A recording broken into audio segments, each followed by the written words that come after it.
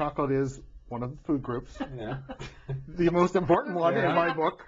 But mixing them with, with meat, fish, I went, you got me awfully close to believing. So tip me over the edge. How can you put tuna and chocolate together? Well, we use chocolate as a spice, so we thought of it as a spice and not a main ingredient. So, for example, with the tuna, we use cocoa powder. So we didn't use what you're thinking of, the chocolate bar. So we used cocoa butter, cocoa nibs, cocoa powder, white chocolate. We did use some dark chocolate, but it was never the leading ingredient in any of the savory dishes. It was always we thought of it as a spice. Yeah, the idea, I think, at first is to try to think of chocolate to add something. Our motto or mantra is that we want to provide a sense of comfort, but also a surprise and excitement.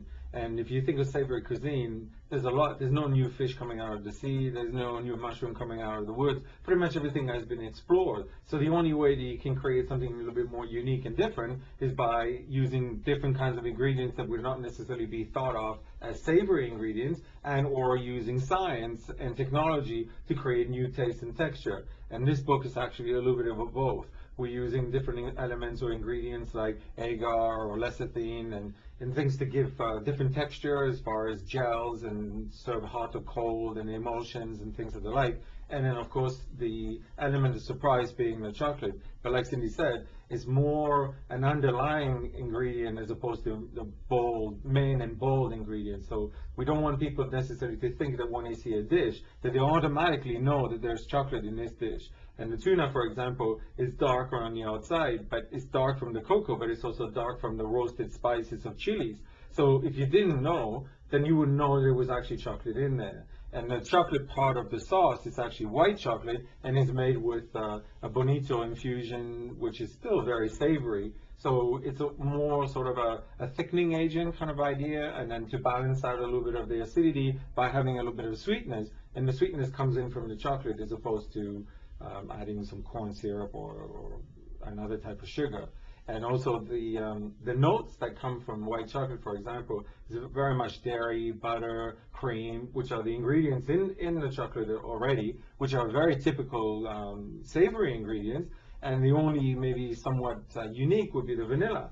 And vanilla is an ingredient that's been used in cooking for many, many years, especially with fish.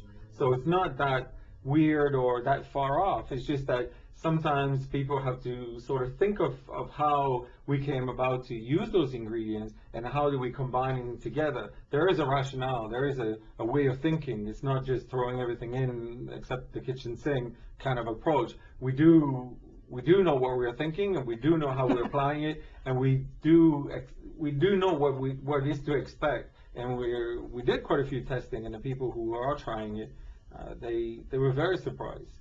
And not in surprised in a very pleasant way. Positive way. Positive way, that actually they didn't know really there was chocolate in there, and it says delicious. But when you tell them there is chocolate, they say I didn't know. Yeah. Like they couldn't. And I think that's what we do a lot with our chocolates as well. We come up with different collections every year, and now we try not to tell people what's inside. We say just try it and tell us what you think, because we made a cabbage with red apple and cinnamon, and when they hear that, oh, I don't want to try that. No, I'm not. No, let me try this other one. And so we thought, well, we're just going to give it to you. So we gave it to people, and they ate it, and they said, wow, this is good. This kind of tastes, like an apple or like raspberry. Or and then we said, tell them what it is, and say, no way. I would have never thought of that. Or, they like what you make, but they just, if you tell them before, they get a preconceived idea, and they don't want to try it, or they say, oh, I hate cabbage. I just, I never liked it as a child or whatever. And when they eat it, you don't tell them, and they love it. So it's a lot of people are ready, and some of them are more eager than others to try something new and different. And especially when it comes to the world of chocolate, as Cindy mentioned, in the products that we do, there's so many chocolatiers out there. There's so many people making so many similar type of products that how do you make yourself stand out? We think that in order for people to look at us and to see us as something different, you have to have something different. But you can't be different for the sake of being different, and nobody wants to eat your product. So you talked about one time, and then it's a flash in the pan. And you have to have substance, and the substance in food product is great quality product that tastes fantastic. It's something people want to eat again, and that's what we do when we make chocolate.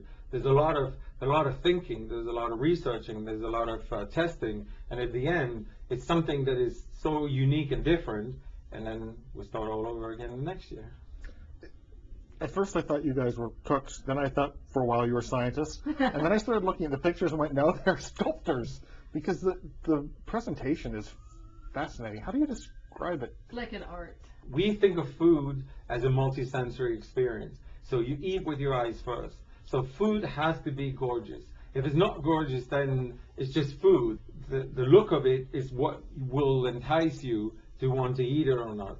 And if it's so gorgeous and it's so interesting, then your expectations are even more. But then after that is the flavor. And flavor alone is not enough, because it's aroma and taste. Because as you eat, you perceive the 4 basic flavors, the salty, bitter, and so forth on your tongue, but all the rest comes up from the aroma. Then it's the ear, because as you're eating something, it collapses, and as it collapses, it creates a noise, and the noise goes back into your ear. And all of that is just another stimuli. And then after that is also the sense of touch. So if you can, when you're eating a chip or a chocolate bar, you're basically eating with your hand, and then you have either the salt or whatever is there, and then you can lick it. And then that's part of the experience, and that's what we try to do with our food. Try to always have a little bit of stimuli for everything. Thank you very much. Great. Thank you. you. Wonderful. You're welcome. Thank And you. when I gain another 100 pounds, Oh, no, I will come waddling after you. The book is Wild Sweets Chocolates. I've been talking with the authors Dominique and Cindy Duby, and Wild Sweets Chocolate is published by White Cat.